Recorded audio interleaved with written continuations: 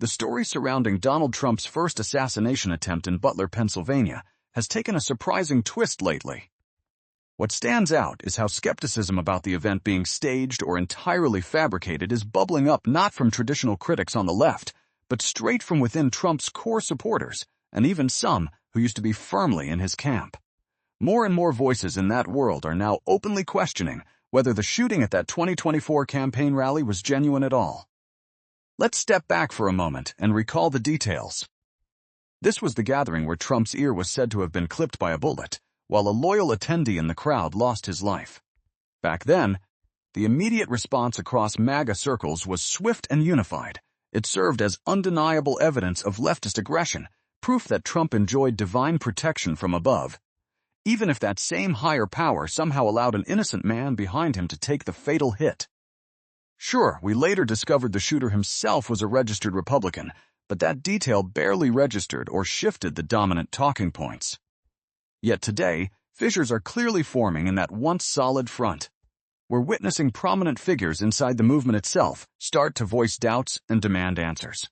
Tucker Carlson, for instance, has begun poking at the incident, though not through careful fact-checking, but more through a vague sense that something about it just doesn't sit right. Influencers, former allies, and dedicated conspiracy commentators are now publicly floating ideas that the entire episode might have been orchestrated, concealed, or twisted in the shadows. Take Marjorie Taylor Greene's recent comments on the matter. She stops short of labeling it an outright hoax, but insists there are too many unanswered questions that the public deserves to hear addressed. She's pressing for Trump to release more details on the shooter, asking whether Matthew Crooks truly operated solo, who might have pulled the strings if he didn't, who provided assistance, and exactly why any apparent cover-up seems to linger. As we've highlighted in recent episodes here on Critical Hour Report, this wave of doubt on the right has been building momentum, and it's sparked a flood of responses from our own community of viewers sharing similar reservations. Many have highlighted how rapidly Trump's ear seemed to recover, or noted that the visible blood didn't match what one might anticipate from such a close call. Others have pointed out the unusually well-positioned photographers who captured those striking images of Trump raising his fist, almost as if the scene had been prepared in advance. Along with his remarkably composed demeanor in the moments and days that followed, he simply didn't come across as someone deeply rattled by the ordeal. To be absolutely upfront, these points remain just observations and legitimate curiosities, rather than concrete proof of staging or deception. They raise fair issues worth exploring, but they don't cross into solid evidence that the attempt was faked. Conspiracy-minded voices often pivot at this stage to an argument we've examined before. The very absence of damning proof only confirms a masterful cover-up, with the lack of transparencies itself serving as the smoking gun. I'm cautious about embracing that kind of circular reasoning, where missing information automatically validates the wildest suspicions. What we're observing instead is a political movement, essentially turning its own weapons inward. The very same conspiratorial framework once deployed to shield and elevate Trump is now being aimed back at him, and the events that defined his resilience. It's the classic boomerang of unchecked suspicion at work. When a political force is constructed around deep institutional mistrust, doubting the media, questioning official accounts, rejecting even basic facts as they are presented, that erosion of trust doesn't stay contained.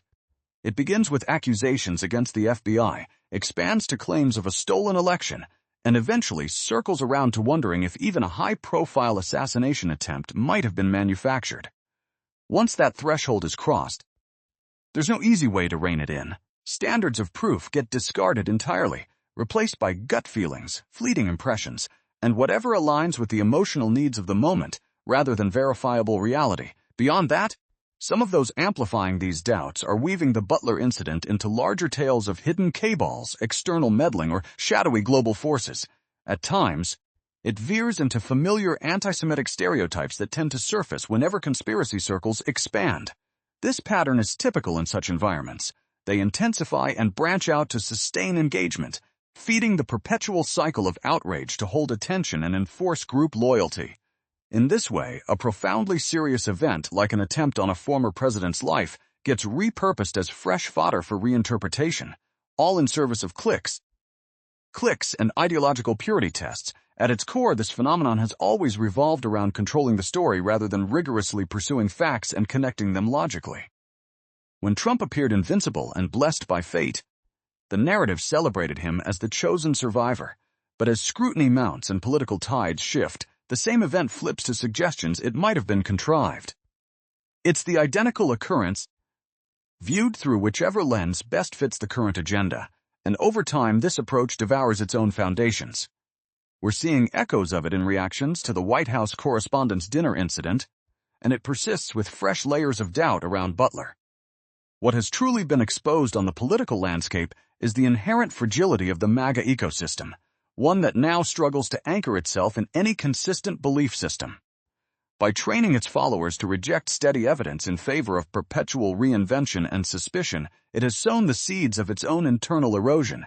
In the final analysis, this self-consuming spiral of doubt underscores how a foundation built on relentless skepticism can ultimately undermine the very movement it was meant to strengthen, prompting us to reflect on whether discarding shared standards of truth leaves any ground solid enough to stand on at all.